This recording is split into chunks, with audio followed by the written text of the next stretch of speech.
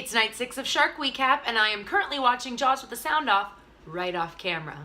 I'm having a hard time with the fact that, like, every time I watch Jaws, Richard Dreyfuss seems more attractive, and I'm like, am I old or am I lonely? We don't know. Or was I just wrong? Megalodon, fact or fiction? There are no megalodons. They died a long time ago. They are extinct. A couple years ago, the Discovery Channel did a fake documentary where they pretended that megalodons were back, and it really scared a lot of people and was like really not a great thing. So they brought it back, but to like fact check their own weird fake thing. So they had a bunch of scientists watch clips from the movie that they made that was totally fake, and then asked them to be like, was that fake? And they're like, yes. This whole show was 100% brought to you by The Meg, the movie that's coming out in August. There was no other reason for this. The best part of this was that they would show clips from the movie that they made that were definitely fake and ask real scientists what tipped them off. And they were like, well, it's bad CGI, which was clearly not what they were going for at all when they decided to show them clips.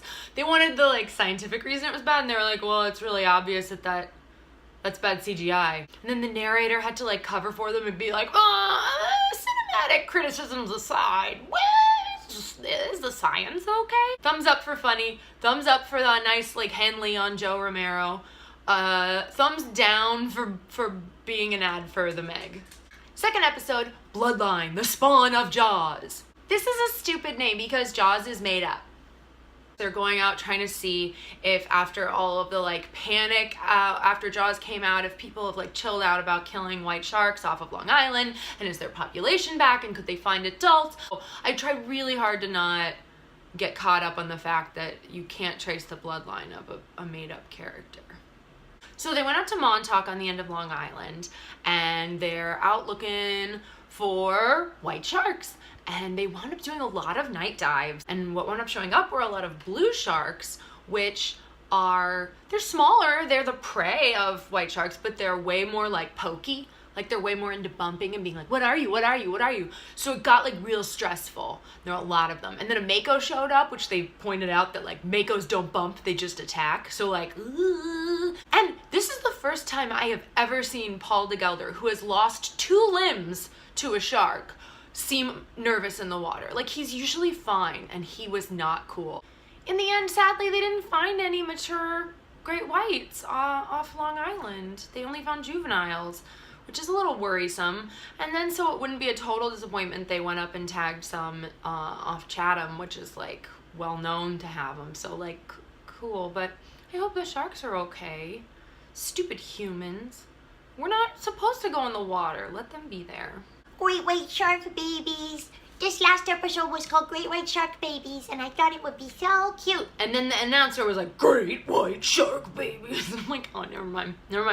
I loved this show because it had 2 women out on an actual research project doing actual scientific discovering, where they went to Baja and they checked out all the pups, and they got a bunch of great white pups all on footage at the same time, which has never happened ever before. So they're like, great, we found a pupping ground. So then they went to Guadalupe Island, where they know there's mature sharks that isn't like, it's far, but it's not that far in the scheme of things. So they thought maybe these are the mommies of the babies. So then they took DNA samples of all of these huge great whites off of Guadalupe Island. Great white sharks are pregnant for 2 whole years.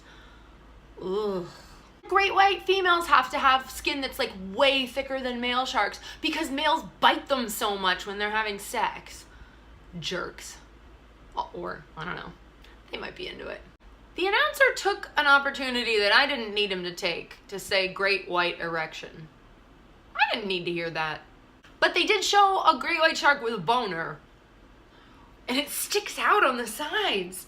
It was like from above, and the shark had just like wieners sticking out. So they didn't find any genetic link between the pups and the mature adults. But what they did find is like actually way cooler. They found 2 different sets of sibling baby sharks that were like the same age, and they had the same parents. So there were like younger ones and older ones. So there were 4 from 2 different times that all had the same mom and dad, which means great white sharks are monogamous. At least those ones are. That lady shark found herself a mate for life. He must bring home lots of blubber and lots of other blubber and more blubber. I don't know what else they'd base love on. Maybe they like kill together too. Wouldn't that be romantic? If they're like, you take the head, I'll take the tail. Aww. Anyway, so Friday of Shark Week ended with a huge discovery, which is amazing, and women made it, which is amazing. And I've noticed that every time they have women on Shark Week, they're always doing actual science. And like, I love my shark hotties. I love the boys. I love when you bring them out. But like, let's even it out a little more. They still have so many shows. More women because they're learning things, and the men are just the eye candy. That's it. Bye-bye. Watch tomorrow. Okay.